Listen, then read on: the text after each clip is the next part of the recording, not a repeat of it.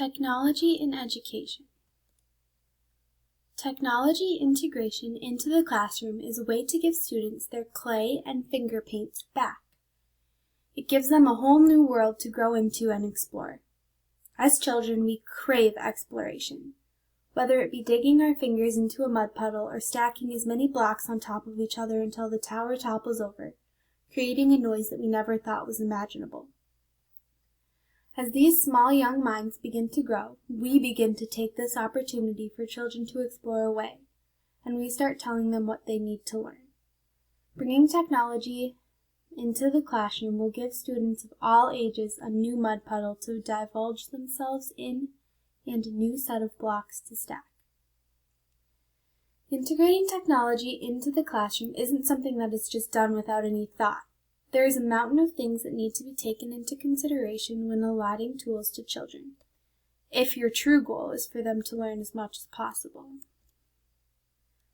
The Technology Integration Planning Cycle for Literacy and Language Arts is a cycle that was initially created by Harris and Hofer and revamped by Hutchinson and Woodward that gives teachers seeking guidance on integrating technology into their lessons a base on which to start, guidelines to follow, and a cycle to repeat. The Technology Integration Planning Cycle has 6 major steps. The first step in the cycle is to identify the instructional goal. This is part of the cycle that is both the beginning and the end, and must be visited at each time. It is imperative that you can stick to a clear and specific goal when you are integrating technology into your classroom lessons. At this stage in the cycle, you should have one thing figured out. What are you teaching? What is your objective? The second step is the instructional approach. How will your lesson be taught? This is the stage of the cycle where you must identify the methods that you will use to meet the objectives you set in your instructional goal. Now we are building off of our framework a little bit and utilizing the stages of the cycle. Following these stages will help the integration of new tools and technology run smoothly. Speaking of tools, the next step of the cycle is where you pick the tool. Now remember, when creating a lesson, it is important to not plan the lesson around the tool, but to plan the tool around the lesson. I want to stop here for a minute. Close your eyes and just listen. I want you to think back to the first time you ever used technology for a classroom lesson. Now I know everyone might have had a completely different experience with this than I did, but I remember mine to be pretty close to unpleasant. The idea behind the laptop was a great one. However, the execution needed a little more work. So the activity started with a walk outside. Each of us were given the task to collect 5 different types of leaves. Simple and fun. We enjoyed this part. After we were wrangled back into the classroom, we were paired up with someone, given a laptop, and were told to use a website to find out facts about the leaves and its complementary tree. Shouldn't be too hard, right? Wrong. To a gaggle of second graders, that website was the hardest thing in the world to navigate. Looking back now, it was pretty simple. It worked like this. First, we had to use a camera, the kind with a memory card, to take a picture of the leaf. Then we had to take out the memory card and upload the picture to the computer, and then to the website. The picture was then analyzed, and it would tell us information about the tree that it came from. But if my memory serves me correctly, nobody got past taking the memory card out of their cameras.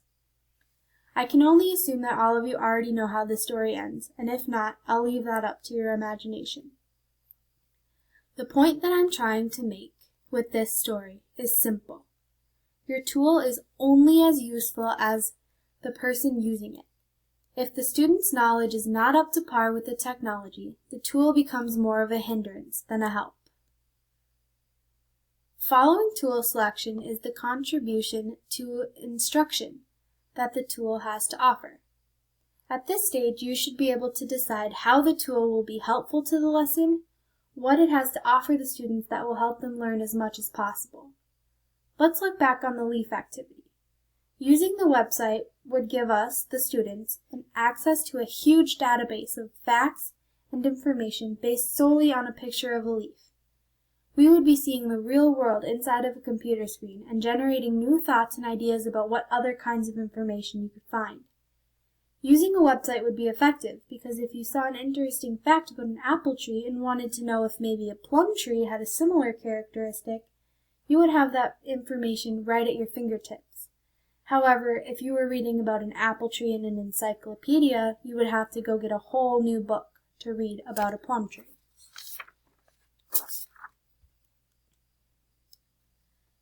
Next comes the part of the cycle where you are looking for the flaws. At this stage, you want to think about all of the possible things that technology could do to make the lesson go poorly, such as that gaggle of second graders not knowing how to use the computer to upload photos from a memory card. Or, if we had gotten past that, how to upload a photo from the computer to the website. In this case, the constraints outweighed the contributions to the lesson, so the technology was actually a hindrance. Had my second grade teacher used this cycle, she would have known that there could have been misconceptions and misunderstandings before we even began the lesson. And finally, the last stage of the planning cycle is planning the instruction. Once all of the constraints are figured out and backup plans are made, the teacher can begin with the layout of the instruction and where she will be using the chosen tool. This cycle serves as a bridge between the types of knowledge needed for teachers to effectively integrate technology into the classroom instruction and the critical elements needed in planning to integrate technology for a specific literacy and language arts instructional goals. A quote from Hutchinson and Woodward. So far, we have talked about the cycle teachers can use to help them integrate technology into their daily lessons. Now, don't get me wrong, this isn't a perfect system, but it will get you pretty close to where you need to be. In order to check off the steps on this cycle, though, the teacher needs to have some knowledge about what she's doing as well.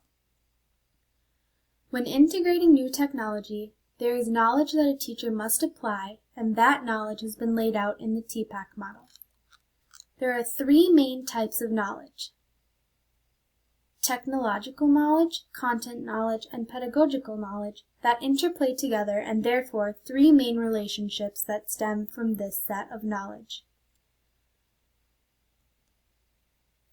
Technological knowledge is how to select, use, and integrate technology into the schools. What do you know about the tools that can help you? Content knowledge is what the teacher knows about the content. Pedagogical knowledge is how, your methods of teaching and your methods of assessment and your instructional strategies. As we can see, all of these pieces can work together to identify how to most effectively teach with technology. First, let's talk about technological content knowledge, or TCK. This is an understanding of how technology and content are mutually related. TCK also involves knowledge of how one subject matter can be changed by the application of technology. Next, we have technological pedagogical knowledge, or TPK. This is the knowledge of various technologies and their capabilities, as well as how teaching might change as a result of using these various technologies. Third, we have pedagogical content knowledge, or PCK. Knowing what teaching approaches fit the content, and likewise knowing how the element of the content can be arranged for better teaching. Now that we know how to build a lesson and a little more about the interplay of our vast array of knowledge, there is just one more thing that is necessary for teachers to understand about the integration of digital tools. This understanding lies a little further back than simply will it work, will my students learn from it? This last model relies heavily on the why will my students learn from this piece of technology that they are using. Close your eyes. Bear with me, friends. Think about a time when a teacher made you type up your homework instead of writing it. When the why started echoing across the room, her response was, because technology is evolving and we need to start using technology to learn. Ring any bells? Well, if not, that's at least the experience that I had. Honestly, she wasn't wrong. Technology was growing, and still is today, and yes, we do need to learn from it. But typing up a few sentences is something that won't really help us learn from. It's simply a direct substitution for writing out a paper. Let's move on a little further in our school careers. Who remembers group projects? Yep, they were my favorite too. And good old Google Docs? Still something that can be done on paper, but makes a collaborative project much more accessible. This tool still acts like a substitute, however there is a small functional improvement, bringing it to the augmentation level. What about taking that collaborative essay about public service workers and making it into an educational video? I remember doing this on quite a few occasions. This goal recreates the whole task. Things are done in this group project that will need to be rethought out and modified. This level of technology introduction is in the modification stage. Let's take the modification stage one step further and email some firefighters and some police officers and ask them to send in some videos of what they do on a daily basis, what their favorite part of the job is. Then we can embed those clips into the previous video and you have a whole new definition of learning from technology. These levels of technological integration help the teachers see how the technology that is being used by their students is affecting the way they learn. Technology can be transformative if it is used correctly and built up on the correct framework with the right knowledge to back it up.